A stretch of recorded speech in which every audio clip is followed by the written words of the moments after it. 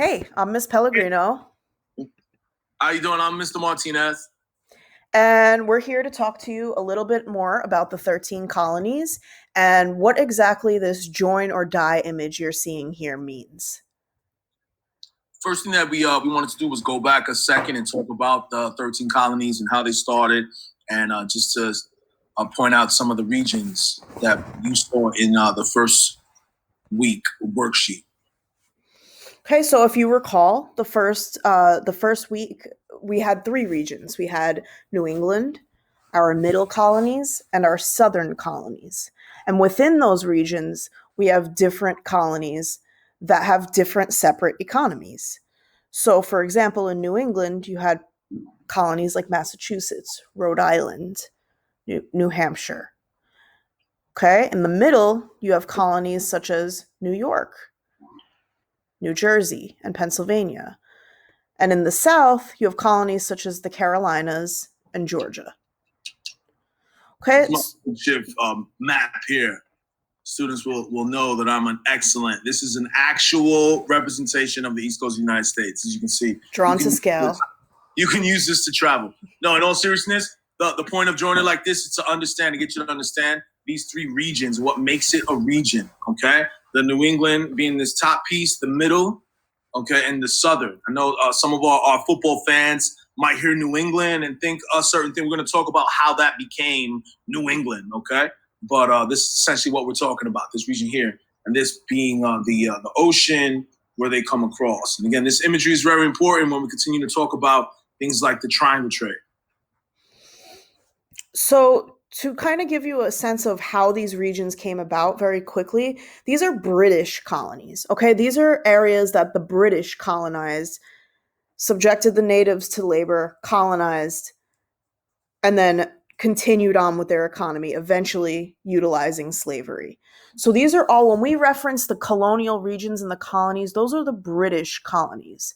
But you have to remember that in Europe, there are several countries competing for North American land. And the other key player in this is France.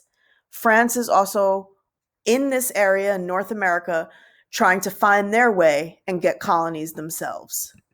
That's a great point, Ms. Pellegrino. If everybody remembers from Global, shout out Fernandez, Sanderson, Caron, all the people from Global last year. If I missed anybody, I'm sorry. Shout out Ms. Baker anyway. Shout out the whole U.S. history team. But if you remember from Global, okay, the countries like Great Britain, again, Great Britain, you're going to hear Great Britain referenced as Great Britain, the United Kingdom. Sometimes London, England. all the same area. Right. We go deeper in if we need to as to why it has so many names, but for right now, just know that it's all the same area. That island, okay? That during the Industrial Revolution, they spread out and they realized that they are a powerful country. France has the French Revolution. They have a lot of things happening. Both countries want to become colonial powers, okay? That seek for land, that search for land. And you remember the three, right?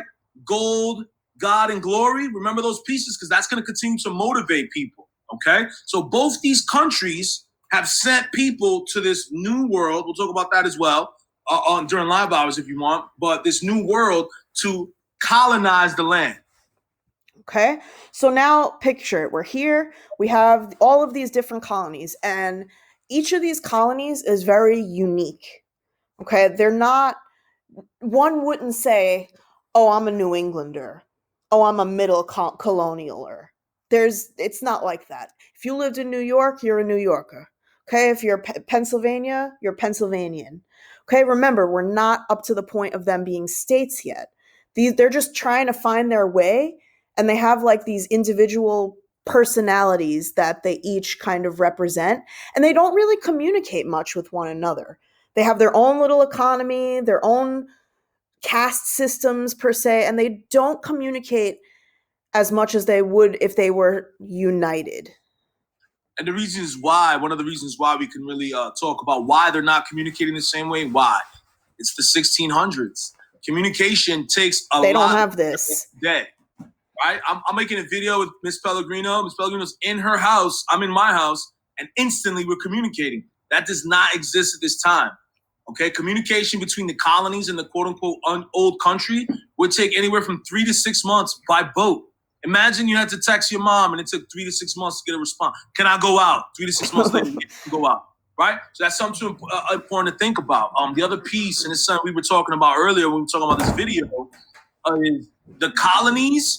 You got to think about the colonies at that time, kind of like the boroughs of New York City, right? If you're from the Bronx, it's a very Bronx way of living. There's certain things that make you Bronx, right? Some things are very specific to New York, but some things are very Bronx. For example, when I was a kid, Brooklyn and Queens had dollar vans. So if you had to go from point A to point B, there was a blue van, or any kind of van, a Dodge Caravan that you would jump in, give $1, they would take you 2 blocks, but it'd be filled with everybody, They didn't really have that in the Bronx, So if you went to Brooklyn, you have people talk about dollar vans, people felt a little like, what are you talking about? Bro, this is the Bronx, get out of here. And you have different things that come from different boroughs. Whereas the Bronx, hip-hop started in the Bronx, right? Queensbridge tries to claim that hip-hop was perfected in Queens. The story continues. Shots fired. Well, this is how we need to understand the colonies at this time. Everyone's trying to make a living. It's not that people don't have time to have these deep conversations yet about who am I, where am I, what am I doing? Because they're farmers, they're tailors, they're blacksmiths, they're living their life and they're busy. Okay? And so they don't have time to wonder in Massachusetts what's happening in Virginia until what? What is going to cause everyone? The same way today in our current life, COVID has impacted the entire world. The whole world is talking about COVID. So no matter where you are, China, United States, France, there's a conversation that could be had about COVID. It's united us in that thought process. Okay? Now, obviously, in that, we're divided in what we think and this and that, but that we're not there yet. The point being, something is going to happen in these colonies that all the colonists are going to stop and go, wait, what? And that's why we're here today, to talk about this event. So you might ask, well, what exactly happened that made these colonies kind of change up how they thought? So what happened was, as we mentioned, our other friend France before suddenly decides hey, this Ohio River Valley is really nice. And when do you ever hear someone say Ohio is really nice? But we're talking about a huge region, the Ohio River Valley. The Ohio River Valley, anytime you hear River Valley, your global alarms should be going off because a river valley, fertile soil, okay, you have a river system to transport things down the river, trade, right? So this is going to be a very highly desired land, the Ohio River Valley. And France is coming over to say, hey, you know what? I think we like this area and we want to make these French colonies. However, these 13 colonies we spoke about, the regions Mr. Martinez drew, were controlled by the British. And remember, Britain and France are like Courtney and Kim. They do not like each other and they're always competing for attention. Is that real? Courtney and Kim don't like each other anymore? It's a whole thing. All right, all right, my people, just a quick visual. Again, I'm doing it this way to show you that any piece of paper can become a quick map. And I do this when I'm thinking about colonial America. I make a quick little crazy map, and I put some points on the map to understand. Focus here on the East Coast, and Ohio is west, okay? The British colonies start on the East Coast, and they go north and south of the East Coast, except for this area here, Florida. At this time is not part. We're going to talk about how Florida becomes and who owns Florida and all that case. The point we need to focus on is France. France is up here in the French colonies. Okay, if you know anything about Canada, up above, it is cold. It's hard to survive in the cold. And so you they can't want to go farm. south. Right. As the colonies start to populate on the East Coast, they can't go any far east. They'll be in the water. North and south is already populated. So where are they going to go? They're going to start to go west. So you have these folks going west, these folks going south, and something is going to happen right here in the Ohio River Valley. Hey, Mr. Martinez, are there any natural landforms that separate the colonies from the Ohio River Valley? That are going to separate all the colonies from the Ohio River Valley? Yeah. Like the rivers? Yeah, maybe like a natural border. Well, it's very important that you said that because we were talking about it last week. There is a mountain range, okay? And this is very important because this is a mountain range that we're going to see And I'll try. This is where my skills become crazy. Oh, I just draw triangles. It's Yeah, fine. no, it's and I can't even draw triangles. You would think I didn't, but I'm gonna put it right here. Okay, roughly, and this is going all the way from the south of the United States, all the way north into Canada, into New York, all the way, all the way up. We have the Appalachian Mountain Range. In different areas, it's called different things. This is the Appalachian Mountain Range. At this time, especially, it's the Appalachian Mountain Range. Okay, and right away, when you think mountain and travel by foot, what should you be thinking of? We'll give you a second to think. Right, seconds over. Ms. Pellegrino, what should you be thinking of? Well, you should be thinking about, like, a global example, China and India. Those Himalayan mountains are a complete border. That is why Indian and Chinese culture are so different. And this is going to be a sort of similar phenomenon. These mountains are going to make that area to the left, to the west of the mountains, very elusive, very desired. Everyone's going to want that fertile, really good soil and that river, because there's no such thing as planes or cars yet. So it's got all the stuff they need to be economically extremely successful.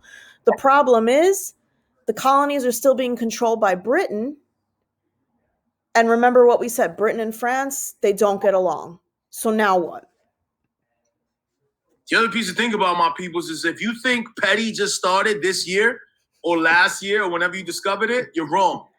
Anytime you tell a human being, don't do that, it's like a switch turns on in your head and you're like, I got to do that.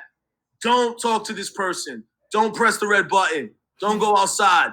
Don't feed gremlins after midnight. It doesn't matter what it is. Your mind automatically just starts to want to do it. It's like a commercial or Siri showing up in your ads of Instagram, right?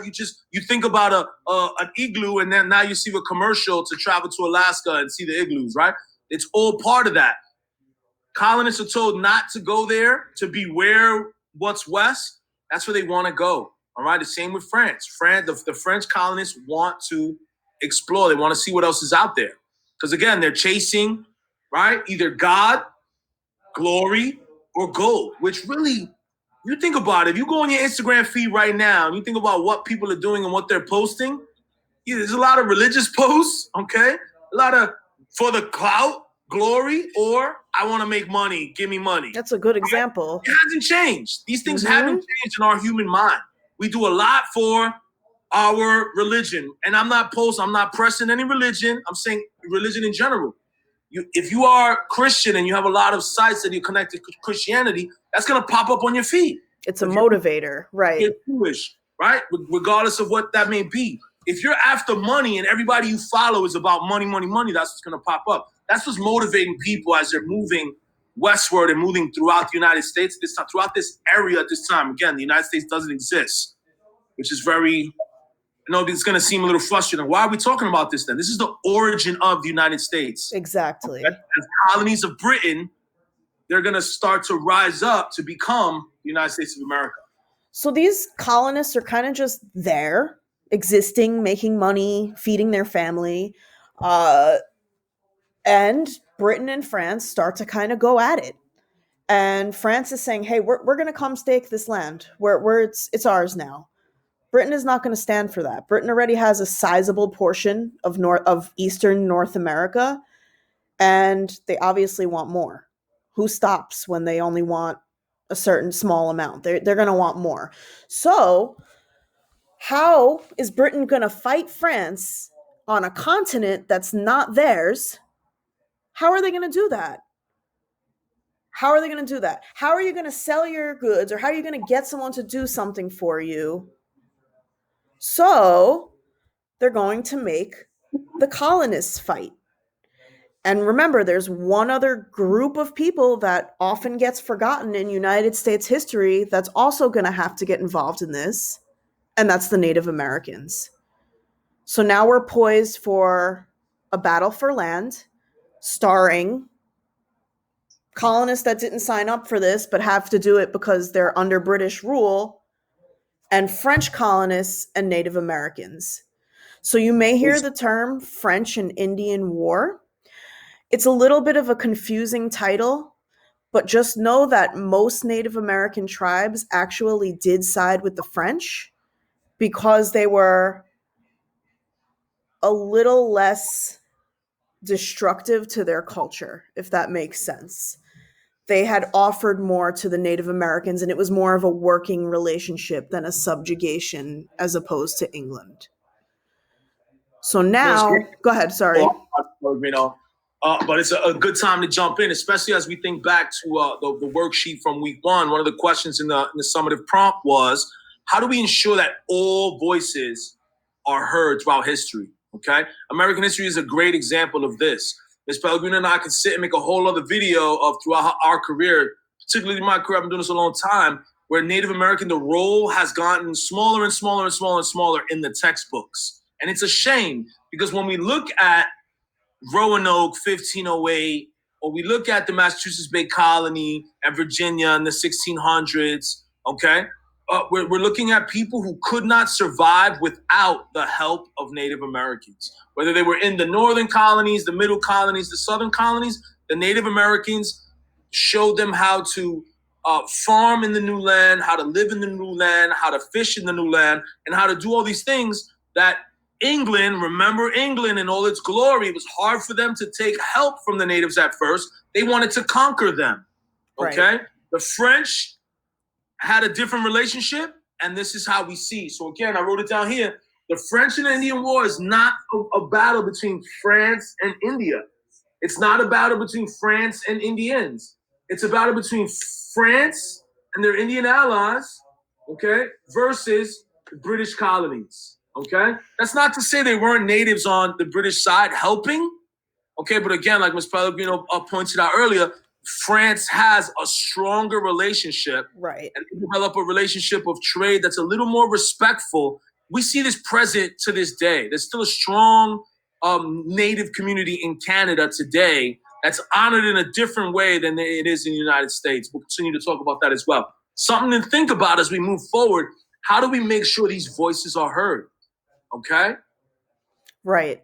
And just so I think when you said the British had a little help from the natives, the only group, and this is like a random statistic, but the only group that did help the British were the Algonquins. But even them, they were there were smaller factions of that large group. So the British definitely did not have the assistance that they would have preferred from Native Americans.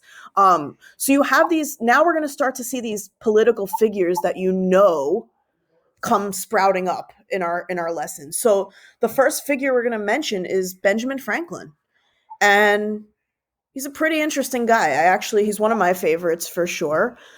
He creates this image of the snake that you're seeing in your lesson right now that says join or die. So now that you know the context of there's a war coming up, try to look at that snake and try to decide like what would inspire a man like Benjamin Franklin to draw that snake. And it says underneath, it's in the Pennsylvania Gazette, which is a newspaper. So Ben Franklin he's got a snake thing and he likes to draw snakes for a newspaper. Let's try to figure out why he drew that now that we have this huge historical background. Also, pay attention to the fact that we're going to see some folks pop up during the French and Indian War, like Mr. Benjamin Franklin. Mr. Washington. My George Washington, who are going to pop up as young. They're young players during this war. Young men fighting this war, okay? And they're going to gain popularity with the results of this war, okay? So obviously we know what direction, and if we're not sure who wins, we'll talk about that as we go, but we're going to see the rise of the beginnings of what folks may call American hero, okay? And again, I say American hero in quotations because it's about the American history hero, okay? We'll talk about whether or not we judge these men as heroes in the aftermath of their life, but for right now, it's undeniable that people can recognize Ben Franklin and George Washington as figures of American history. And especially like they kind of like use the French and Indian War to make a name for themselves and form a character. Like Ben Franklin was already kind of established. He was an older man. Like when we get to the point of the Revolution, he's much older than the rest of them. But this is the first time they see Washington, and he's impressive. He's an impressive war general. So we will definitely get more into George Washington in future lessons. We'll talk about that. So George Washington had an Instagram. let me tell you, it'd be obnoxious because George Washington did crazy things. We'll talk about that when we get there. But he did. Much about how he looked to the American people. Okay. Yep. All right. So we wish you luck with the lesson. I think you guys will be great. We just wanted to give you like a little bit of the classroom feel here. This is what you'd be missing if we were in school. But we wanted to give you a mini lesson like this. So please also in the form, let us know what you thought of this video. Was it helpful? Do you want more? Maybe like give us some director's notes like, hey, Mr. Martinez, the lighting in your house, fix it. No, I'm just kidding. But really like maybe if you want to give us some critique or analysis of how we can do better with these, we'd love to hear it. So please let us know in the form. Good luck. Take care, everybody.